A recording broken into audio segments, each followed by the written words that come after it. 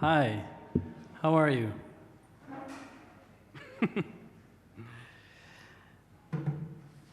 All right.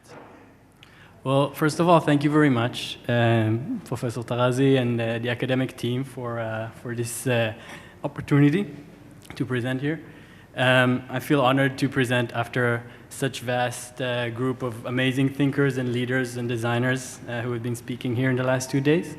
My name is Asaf Cohen. I've been practicing UX design for the last 8 years, background in cognitive science. For the last 3 years, I've been focused mainly on healthcare devices, working in GE Healthcare, point-of-care ultrasound department. We just released a new product lately. It's here in Haifa.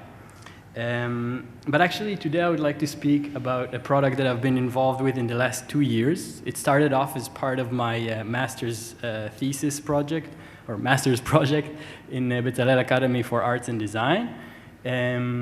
It's essentially focused on improving out-of-hospital cardiac arrest, and while improving the assessment and treatment using a video-based communication protocol. So first of all, I would probably be saying a lot during this talk the words out-of-hospital cardiac arrest, or OHCA. This is the clinical term, so that's what it means, just in case I say that. So every year, around 400,000 people get hit with out-of-hospital cardiac arrest in the United States alone. Out of this, only 6% survive. That's actually a very serious number. So again, only 6% people survive out-of-hospital cardiac arrest. That's an unimaginably low number, low percentage. And I was really asking myself, why is that? So it seems essentially that people don't get good enough treatment, and they don't get good enough treatment on time. Most of the people don't get the treatment at all, and those who do get CPR treatment, which is not good enough.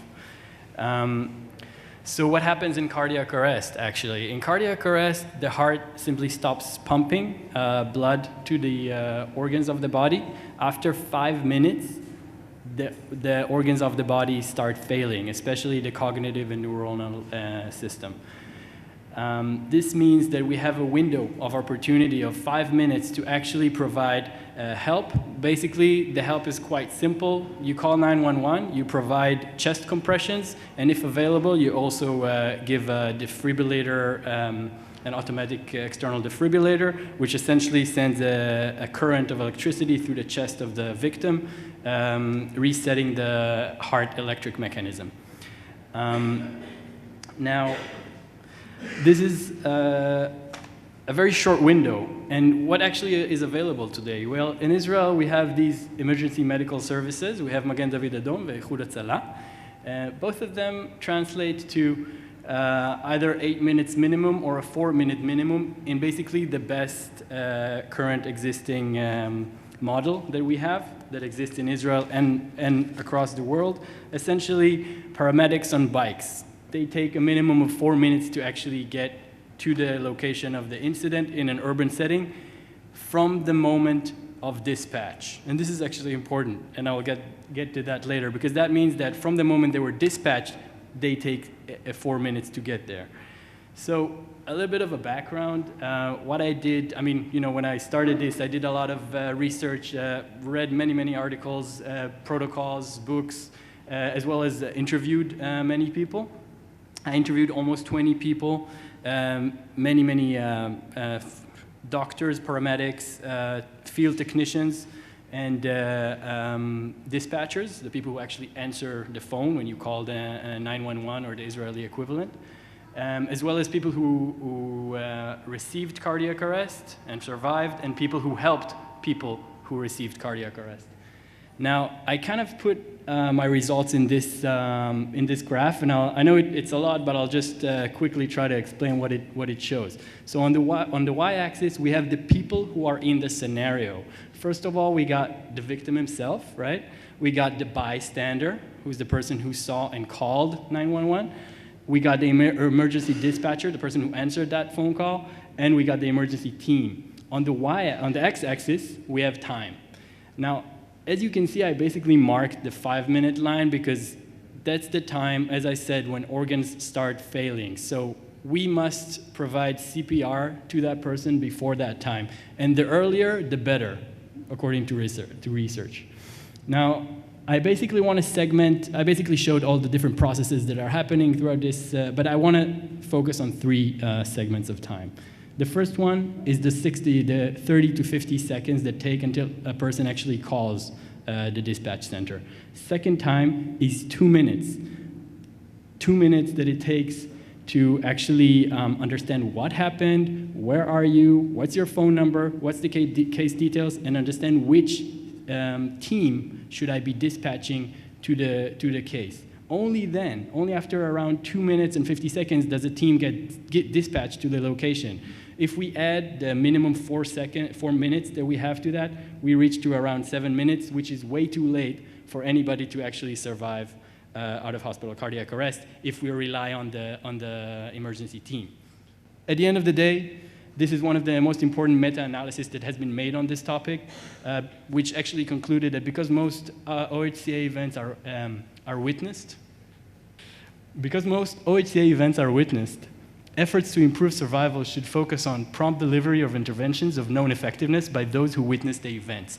This means that the people who are actually there should be the ones giving the CPR. This is the solution to that scenario. This is the best way that we could actually improve statistics. The people who are there are the people who actually called. And this is exactly why I chose to focus on that conversation between the dispatcher and the person who was right there in the field, the bystander. My solution essentially is composed of 3 parts. First of all, communicating information to the dispatch center. What happened, what's your phone number, and where.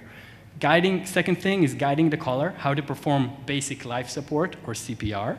And third thing is improving the quality of that basic life support. So this is actually a story I will not get into, but I actually witnessed while working on this.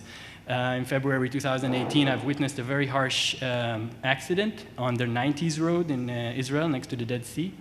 In that specific incident, I was the one calling 911, calling the 101, the Israeli medical dispatch center. It took 2 minutes for me to communicate them my phone number, where I was, and the case details. I have this call recorded, so I know, and I checked this again and again. It actually took 2 minutes in real time. This is because in real time there's a lot of pressure, there's a lot of miscommunication, and the way that we do it is actually very, very cumbersome today.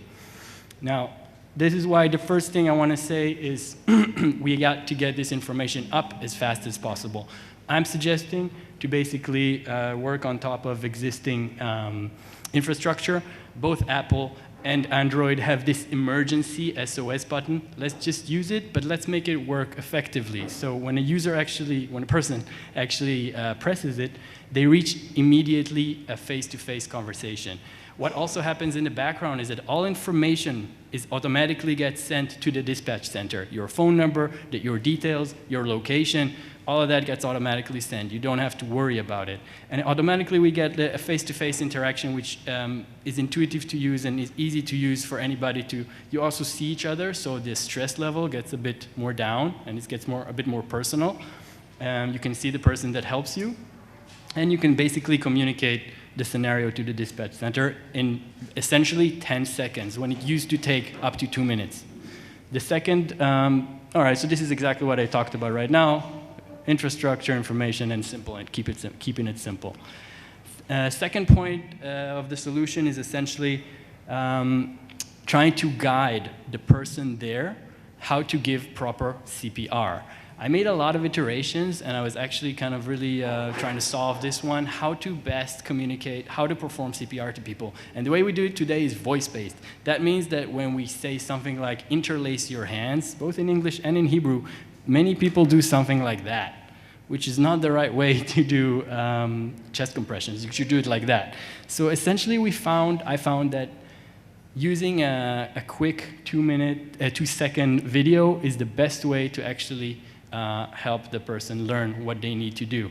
Essentially, the dispatcher selects a video clip, a short GIF, which is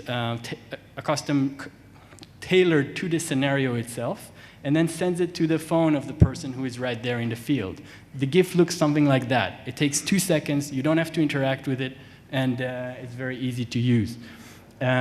This actually, in preliminary tests that I've made using dolls, we found that the effectiveness of such a method when compared to the regular voice-based method, and this was basically the voice-based method plus the actual GIF, effectiveness of chest compressions was up by 30%. Of course, more studies need to be done about this topic, and I'm planning to do some of that, but this is already a very impressive result. The third point and last one that I'm going to talk about is actually improving the quality of the CPR, which is already being given. Well, from research that I've read, from research and protocols today that emergency departments and emergency rooms have, doctors in emergency departments provide CPR while there's another person actually giving them real-time feedback about what's happening. Yeah, I know, thanks. Just a moment more. Yeah, also, huh? So doctors in emergency departments receive real-life feedback from the person who's actually there, from another person. And this means that if we just do the same thing and provide another person who is there in the field the phone to just send a video of the person providing the CPR, this could actually seriously enhance the level of CPR that we're giving. We'll get immediate, real-time feedback from the professional, from the dispatcher. In case we have really low bandwidth, or in case that we have an unprofessional dispatcher, which actually happens in some models, like in the United States, we could actually use, and this is the most last thing that I'm working on today, basically an AI system that can automatically see a video and analyze it. All right. Analyze it and provide you with the feedback immediately. So if anybody wants to talk about this, I would love to share with you more about it. It's an ongoing project right now. And lastly, I just want to show that the times, if we implement this, could greatly, greatly shorten. We could dispatch a team in 50 seconds and provide CPR in 1 minute and 10, which would immensely improve the outcome for the victims. Thank you very much. My name is Asaf. Thank you, Asaf. I know